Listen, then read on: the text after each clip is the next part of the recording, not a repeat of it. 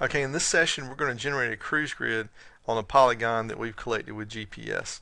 Steps are simple. We're going to select the polygon, we're going to click the grid generate button, and we're going to set our parameters. Okay, let's get started. Okay, here we have a GPS polygon. So the first thing we need to do is select it. Now to be able to do that, we need to make sure that we have our Stylus Use setting set correctly.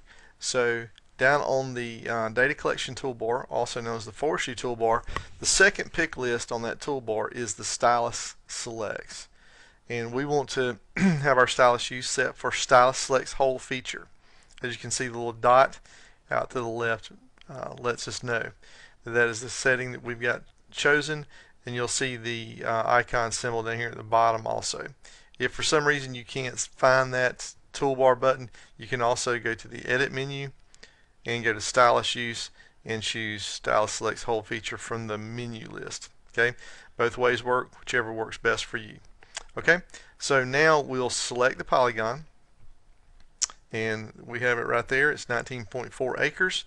At this point, I'm going to hit the grid generate button, which is the looks like a green pizza box. And another way to do the same task is to go to Tool and go to Generate Grid. Okay, but I like the toolbar button, so we're going to click that. At this point, we're going to see the grid parameters window pop up. We're going to choose the Change Settings button, and we're going to make sure our linear units are set for chains. Okay, and we're going to make sure that our radio button right here is set for with waypoints.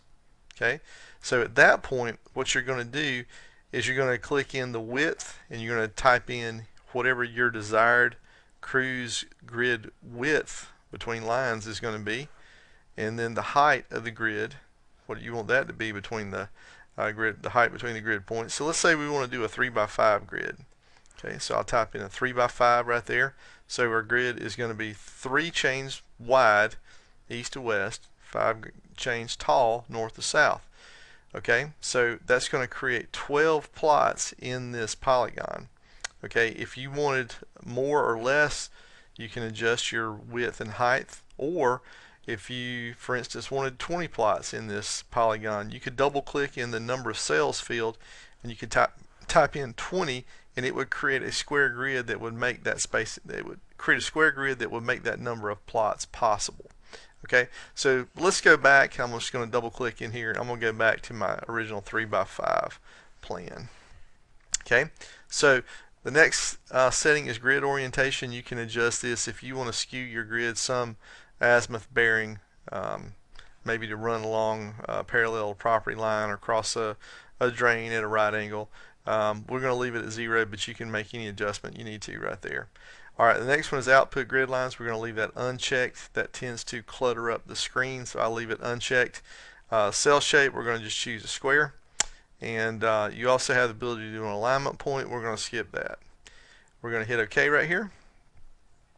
Okay, at this point, here's another optional step. Don't have to do this, but if you want to adjust your icon symbol to make it show up a little bit better, because the symbol that you see right here will be the grid point symbol. I'm going to double click right there, and I'm going to hit the icon symbol button, and I'm just going to choose the red triangle right there, and that'll show up a little bit better.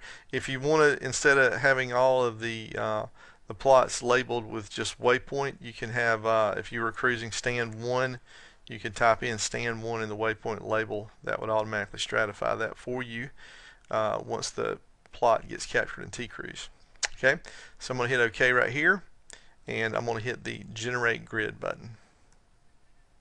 Okay, at this point I'm just going to leave my numbering set for sequential. You can do others if you like. Sequential works for me. Starting index is going to be 1, and I'm going to leave these other fields unchecked or blank. I'm going to hit OK. The next thing that's going to happen is that it's going to name my waypoint file. It's going to name it the same name as the project, but it's going to give it a WAY extension for waypoint. I'm going to hit OK, and we should see the fruits of our labor there. We should see the waypoints showing up. Okay, and that's all there is to it. Hope this helped.